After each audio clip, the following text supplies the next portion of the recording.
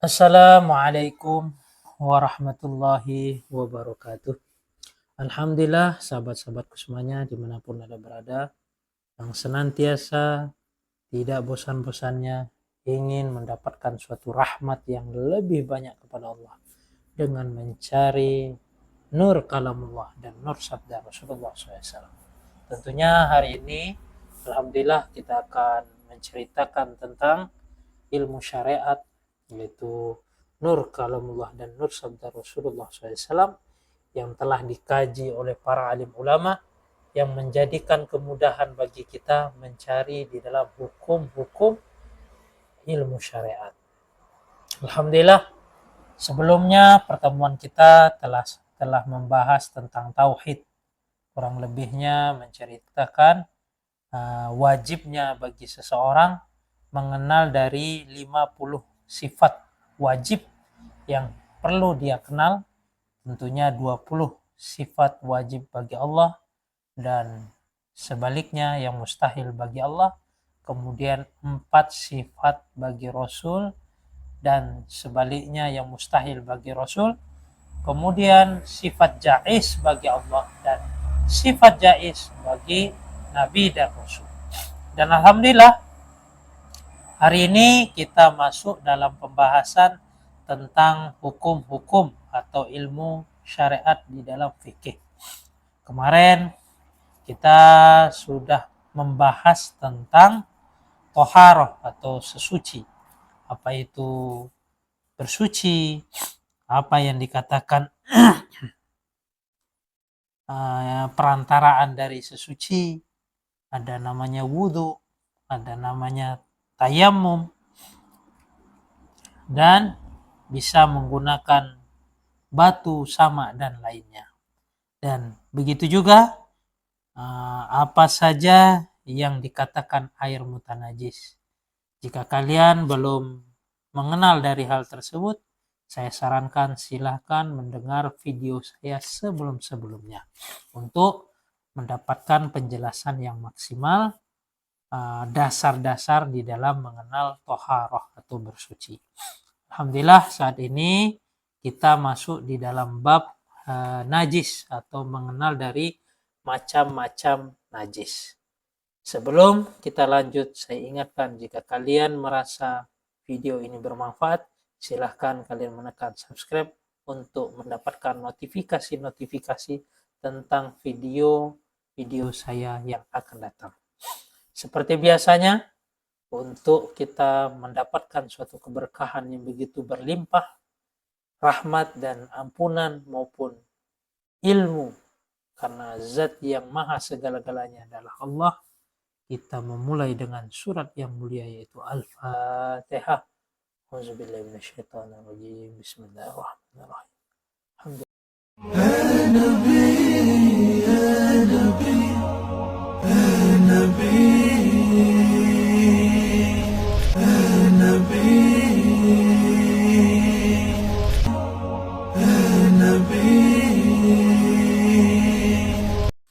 Alhamdulillah, saat ini kita masuk di dalam bab tentang najasat, yaitu tentang mengenal macam-macam najis.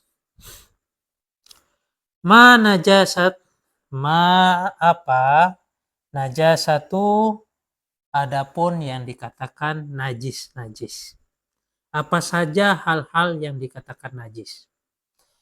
Hiya, adapun najis itu najasat, alladzi ialah ad-damu ialah darah. Ad-damu ialah darah. Wal qayhu dan nanah. Darah, wal qayhu dan nanah. Wal qayhu dan muntah. Wal qayhu dan muntah. Wal khamru dan khamr. Wal kalbun dan anjing. Wal khinzirun dan babi. Wal labanul hayawan dan susunya dari hewan tersebut. Alladzi, yaitu hayawan, alladzi yaitu hayawan, kembali kepada hewan, alladzi yaitu hewan, la yu'kalu, la yu'kalu yaitu yang tidak bisa dimakan, lahmuhu yaitu dagingnya hewan tersebut, lahmuhu yaitu suatu daging dari hewan tersebut, wama dan sesuatu, khoroja yang keluar dari perkara tersebut, apa yang keluar dari apa-apa yang perkara, minas sabilaini dari dua jalan. Maksudnya apa sesuatu yang keluar dari dua jalan. Apapun bentuknya yang keluar dari dua jalan. Illa manian, kecuali mani. Illa manian, kecuali mani. Fa innahu, dikarenakan mani, tohirun yaitu suci. Wal mai'atu dan bangkai. Wa sya'ruha dan rambutnya mayit. Wa admuha dan tulangnya mayit. Illa mayital adami, kecuali bangkai atau mayit dari anak Adam, yaitu manusia. Wasamaki dan ikan, wal jarodi dan belalang. Jadi di sini bisa kita ketahui bahwasanya apa saja hal-hal yang dikatakan najis. Adapun hal-hal yang dikatakan najis ialah suatu hal yang dihukum, yaitu perkara itu najis, yaitu darah, nanah, muntah, khamar. Darah, nanah, muntah, khamar. Darah, nanah, muntah, khamar. Anjing dan seterusnya, babi dan air susu, hewan yang tidak halal dagingnya untuk dimakan. Biarpun susunya itu pun najis jika hewan tersebut adalah hewan yang tidak halal dagingnya dimakan. Dan sesuatu yang keluar dari dua jalan. Maksudnya di sini adalah kubul dan dubur. Bahasanya dua jalan nih, yaitu antara depan dan belakang, pipis dan beol. Kurang lebih dua hal tersebut yaitu najis. Dikecualikan yaitu mani. Dikarenakan mani tersebut dihukum suci. Walaupun mungkin ada di beberapa pandangan ulama di luar mazhab Asy-Syafi'i mengatakan hal itu adalah najis. Sehingga menyebabkan mereka juga memandang bahwasanya manusia ini juga karena terbuat dari suatu yang najis tersebut, sehingga dia pun tidak bisa dibawa di dalam masjid untuk sholat jenazah, seperti mazhab-mazhab yang berada di India, Pakistan, itu mereka karena bermazhab Hanafi, dan mereka memandang bahwasanya kurang lebihnya mani itu adalah najis. Wallahu a'lam. Namun di pandangan Al-Imam Asy-Syafi'i bahwasanya mani itu suci. Mengambil dalil dari suatu hadis yang mana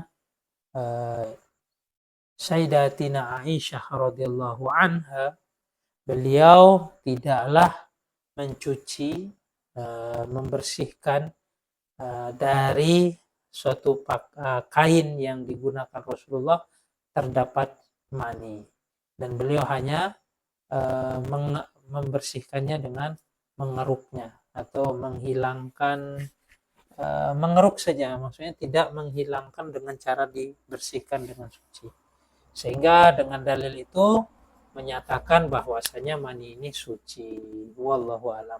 Begitu juga Sehingga hal tersebut menyebabkan bangkai dari anak Adam, ikan maupun belalang itu suci.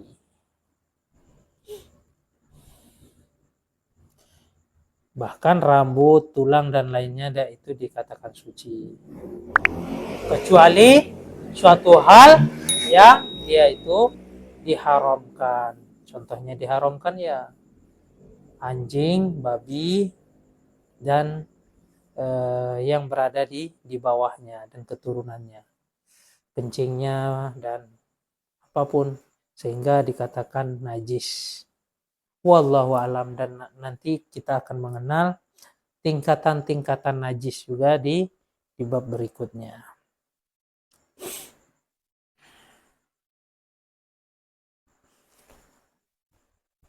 Selanjutnya yaitu kaifa, bagaimana. Kaifa, bagaimana. Tadhuru, yaitu bersuci. Najasatun, dari perkara najis. Jawab, yuksalu, yaitu dengan dibasuh. Mahalluha, dari tempat suatu najis tersebut. Bilma'i, dengan air. Adhahiru, yaitu suci yang mensucikan. Membersihkan dengan air yang mana air tersebut yaitu air suci mensucikan. Hatta tazula, sampai hingga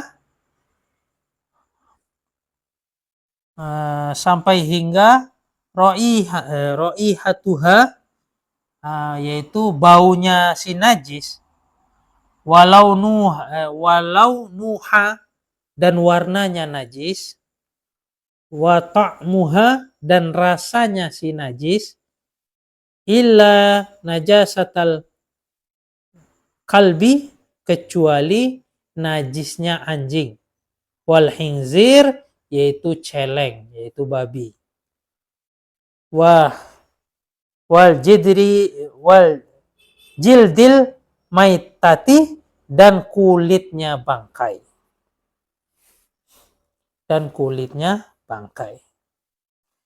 Bagaimana tata cara di dalam membersihkan suatu najis? Najis tersebut dibersihkan tentunya tempat si najis tersebut dibersihkan dengan air, bilma'i, yaitu dengan air. Tentunya air ini bersifat suci mensucikan. Air yang suci mensucikan yaitu air yang mutlak tanpa ada perubahan. Ya, seperti air putih, air mutlak, air putih. Itulah yang dikatakan air suci mensucikan.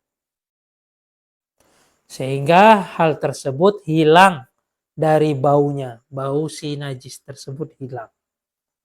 Kemudian juga warna najisnya hilang. Dan rasanya, maksudnya rasanya disentuh ataupun dipegang, bahwasanya rasanya udah berubah sebagaimana rasa semula. Begitulah kurang lebihnya. Seperti mungkin kita terkena najis darah ataupun najis berupa tai, kotoran, tentu dihilangkanlah najis tersebut, dibasuh dengan air yang suci mensucikan, dihilangkan najisnya, kemudian disiram kembali, dirasakan baunya tidak ada lagi, dia sudah kembali ke bau yang semula, atau baunya tidak bau itu lagi, bau najis tersebut. Kemudian rasanya disentuh mungkin kembali ke rasa yang semula, atau belum licin, tidaklah licin lagi, atau dia kembali ke kesat. Dan warnanya, tentunya warnanya sudah kembali kepada semulanya.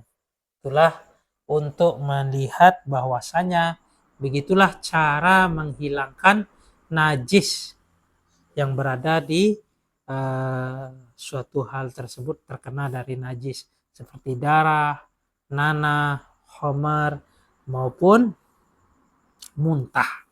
Itulah kurang lebihnya. Kecuali dari najisnya anjing maupun babi itu ada cara yang lain. Karena dengan najisnya anjing dan babi ini adalah najis yang berat. Yang tentunya cara mensucikannya tidak sama dengan cara membersihkan najis tersebut. Ataupun najisnya kulit bangkai. Maksudnya bangkai ini jika kulitnya tetap najis. Wallahu a'lam.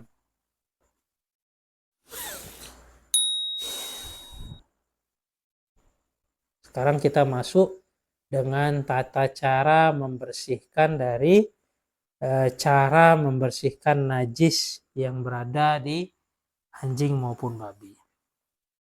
Kaifa, bagaimana, tadhuru yaitu mensucikan, membersihkan menjadi suci. Najasatul kalbi yaitu najis yang diberikan oleh anjing, wal khinziri dan babi. Jawab, yuhsalu yaitu dengan dibasuh. Mahalluha yaitu tempat yang telah terkena najis anjing dan babi tersebut. Bilma'i dengan air. Sab'a marratin dengan 7 kali basuhan. Ihdahuha, dan adapun salah satu dari air tersebut, yaitu dari salah satu 7 basuhan tersebut, bihrobin biturobin dengan debu. Biturobin dengan debu. Cara membersihkan najis yang diberikan oleh anjing maupun babi, mungkin najisnya tersentuh dengan kulitnya ataupun diberikan air liurnya ataupun sebaliknya, dan yang berhubungan dengan si anjing tersebut maupun si babi tersebut, maka cara mensucikannya yaitu dengan membasuh air yang suci mensucikan sebanyak 7 kali, kemudian di salah satu air tersebut terdapat debu ataupun bisa dikatakan air yang dicampur dengan tanah tentunya ada debunya, diberi tanah.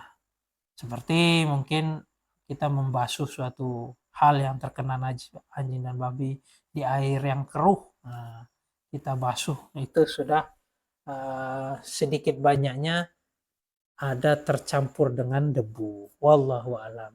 Begitu sudah sah. Kurang lebihnya demikian. Dan adapun mungkin di dalam suatu najis ini ada najis-najis yang dima'fu juga. Tentunya najis yang kadarnya ini tidak banyak dima'funya, seperti tidaklah membekas dari hal tersebut. Contoh ya, najis yang dima'fu, ada najis cecak masuk di dalam suatu air yang airnya tersebut lebih dari 2 kula dan air tersebut tidak berubah sifatnya.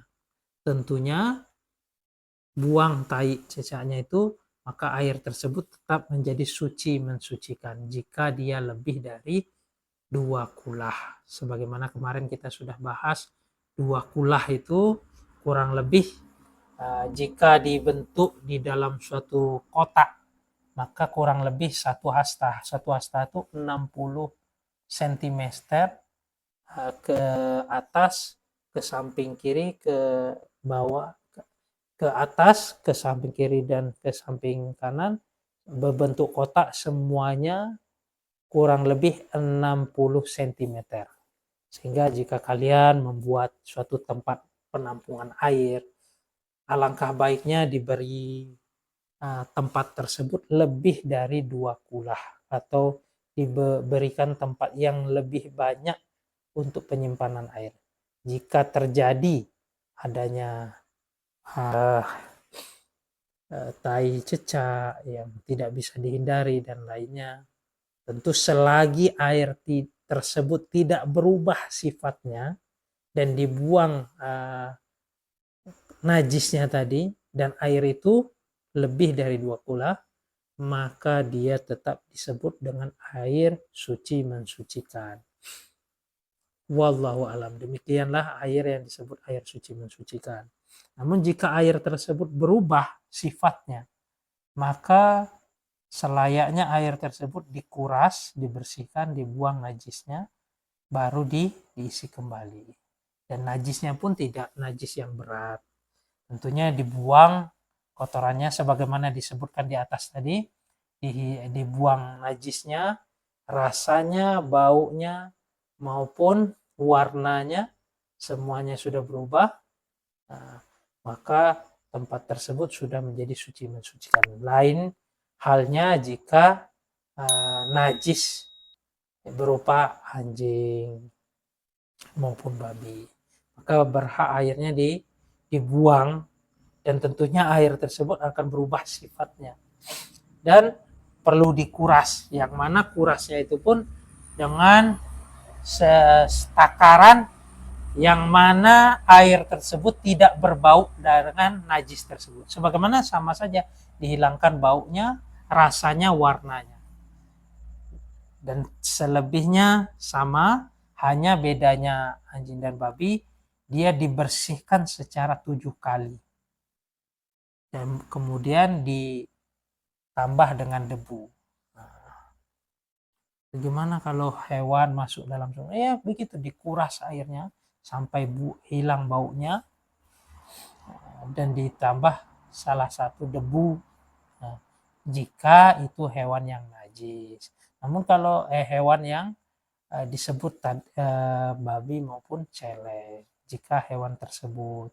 Namun jika yang lainnya tentu cukup sebagaimana yang di atas tadi, dibuang najisnya, rasa hilang rasanya, hilang warnanya maupun baunya, maka sudah menjadi suci mensucikan. Jadi air yang suci mensucikan yaitu air yang mutlak. Jika air yang telah berubah dari sifat suci mensuci, ada air yang disebut air suci yang tidak mensucikan. Itu karena air tersebut telah berubah dari sifat mutlaknya. Seperti air tercampur dengan air mawar, ataupun air sabun, ataupun air yang tentunya sifatnya berubah dikarenakan tercampur suatu hal dengan sengaja.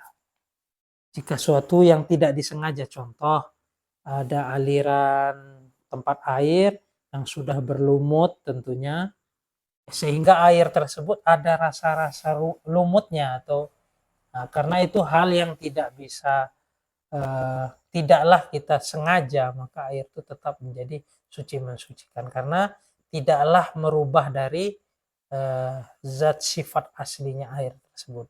Hanya berubahnya karena jalan dari air tersebut terdapat suatu hal yang tidak mungkin kita tanam juga, yaitu lumut. Logika dibersihkan bisa juga, namun hal itu tidak najis. Wallahu alam. Yang berubah ini seperti air teh, air kopi, air mawar dan lain sebagainya. Wallahu alam. Itulah air yang suci namun tidak mensucikan. Air ekstrajos, air kuku bima energi, air gula. Pokoknya air yang berubah sifatnya karena dirubah. Maka air itu dikatakan suci namun tidak mensucikan. Wallahu alam. Jadi kalau seseorang biarpun dia mungkin banyak punya air minum yang mana air tersebut berubah warnanya karena dirubah, seperti air mungkin air mizon, ya kan, di air mizon ataupun air Pocari Sweat, dia banyak punya air dan dia cebok pakai air Pocari Sweat itu, maka tidak bisa mensucikan karena dia air suci yang tidak mensucikan. Nah, perlu kita garis bawahi, ia adalah air suci namun tidak mensucikan. Jika kita cebok dengan Coca-Cola, Fanta, Sprite, dan lainnya, maka air tersebut tidaklah mensucikan. Ataupun kita mungkin pabrik roti kering, ya kan, kita banyak roti kering dan kita saat itu tidak ada air, karena roti, namanya sifat roti ini adalah suatu hal yang sifatnya dimuliakan.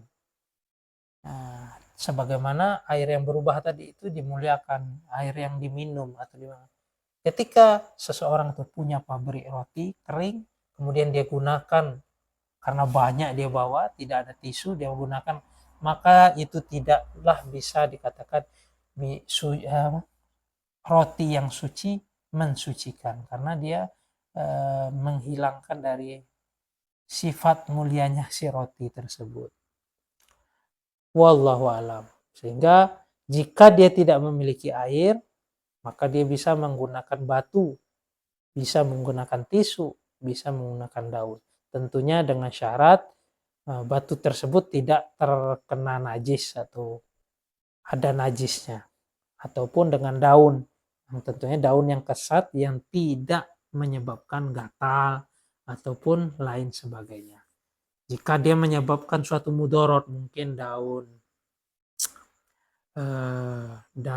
tebu ataupun daun bambu, itu kan akan menyebabkan suatu mudorot kepada kubul dan dubur jika menggunakannya, dan banyak lagi daun-daun yang gatal dan lainnya yang menyebabkan mudorot, itu tidak juga boleh digunakan. Wallahu alam. Lain halnya dengan najis anjing maupun babi. Pokoknya najis-najis yang disebut di atas semuanya dibersihkan, hilang rasanya, hilang warnanya, hilang dari sifatnya, maka dia sudah suci, sudah bersih, sudah suci. Kemudian yang syaratnya untuk membersihkan dengan air suci yang mensucikan. Air suci yang mensucikan. Air yang selain suci mensucikan tidak bisa digunakan untuk bersuci. Wallahu alam, demikianlah. Hanya jika najis anjing maupun babi itu ditambah dengan debu salah satunya, dan wajib dia membersihkannya secara 7 kali basuhan. Wallahu alam, begitulah kurang lebihnya. Kaifa, bagaimana? Tazhuru, yaitu mensucikan. Fi jildul maitati, dari kulitnya bangkai. Jawabnya, yadhuru, bisa disucikan apabila jildul maitati, dari kulitnya si mayit tersebut,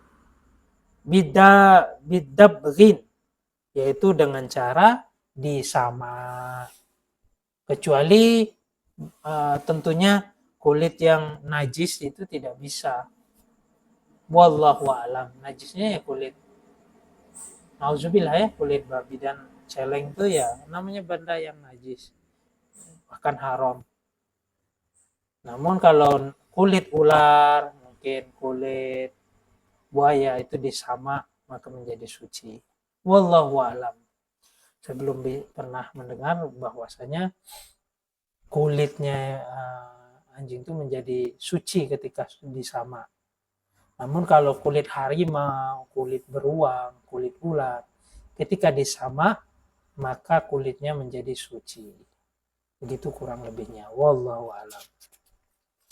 Alhamdulillah, kita sudah membahas kurang lebih tentang macam-macam dari najis. Macam-macam dari najis.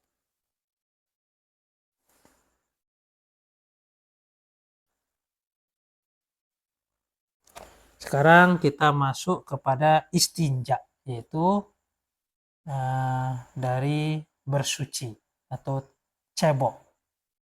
Dari dua ada benda yang keluar dari kubul maupun dubur, kencing maupun beol. Ma apa? Istinja'u, yaitu istinja. Jawab huwa, adapun istinja. Ghuslus sabilaini, yaitu membasuhnya dua jalan, bil ma'i dengan air, lizalatil khariji, karena menghilangkan dari sesuatu yang telah keluar. Maksudnya keluarnya kencing maupun beol. Minhuma, dari sabilain, dari dua jalan tersebut. Kal bauli, sebagaimana air kencing, wal ghaidi, dan kotoran atau beol. Nah, dibersihkan dengan air yang tentunya air itu tidak mustamal. Bisa juga dibersihkan dengan tisu. Pokoknya benda-benda yang menyerap. Nah, benda yang menyerap bisa juga. Ketika darurat, mungkin ketika seorang ini tidak menemukan air. Nah, namun air itu adalah sebaik-baiknya atau seafdal-afdalnya untuk menjadikan suatu hal suci, membersihkan hal yang berupa najis. Nah, untuk suci mensucikan lebih diutamakan atau lebih afdal yaitu air. Wallahu alam. Hal yajuzu, apakah boleh? Hal yajuzu, apakah boleh? Al istinja'u, yaitu istinja. Lil hajari, yaitu menggunakan batu. Maka jawabnya yajuzu, boleh. Istinja'u, yaitu beristinja. Bisalah satil ahjari, dengan tiga beberapa batu. Maksudnya tiga batu atau tiga sisi dari suatu batu. Hatta tazula, sehingga sampai hilang. Najasatu, yaitu dari najis. Minal mahalihi, dari suatu tempatnya. Misalnya dia melakukan kencing ataupun keluarnya kencing, maka dia membersihkan dengan batu, maka bisa, boleh. Dengan tentunya batu tersebut memang betul-betul bersih, tidak ada najis, dan dia membersihkannya dengan tiga sisi. Mungkin batunya begini, ya, dia membersihkan sisi pertama, sisi kedua, sisi ketiga, begitu kurang lebihnya. Jika dia menggunakan batu, bisa juga menggunakan tisu zaman sekarang, tisu. Karena zaman-zaman dahulu kan, karena ya zaman hukum ini saat itu memang tidaklah semudah zaman saat ini mendapatkan tisu dan lainnya. Masa dulu, apalagi di negara-negara yang sulit air tentunya, maka orang pada saat itu ya melihat dari air tersebut, maka banyak mereka juga menggunakan dari batu, walaupun terakhirnya mereka menggunakan air juga bersihkannya. Namun untuk berhemat mereka menggunakan batu, dan banyak lagi kadang menggunakan daun dan lainnya. Wallahu a'lam. Begitu kurang lebihnya. Alhamdulillah sahabat-sahabat semuanya, hari ini kita sudah menjelaskan dari tentang najis-najis berupa najis, dan insya Allah di pertemuan kemudiannya kita akan mengenal dari fardu-fardunya wudhu. Kurang lebihnya demikian. Alhamdulillah, jika kalian merasa video saya ini positif atau baik, silahkan kalian share sebanyak-banyaknya. Dan jangan lupa tekan like untuk mendukung dari video saya. Jika ingin mendapatkan notifikasi berikutnya, silahkan tekan subscribe. Wabillahi taufiq wal hidayah. Assalamualaikum warahmatullahi wabarakatuh. يا نبي يا نبي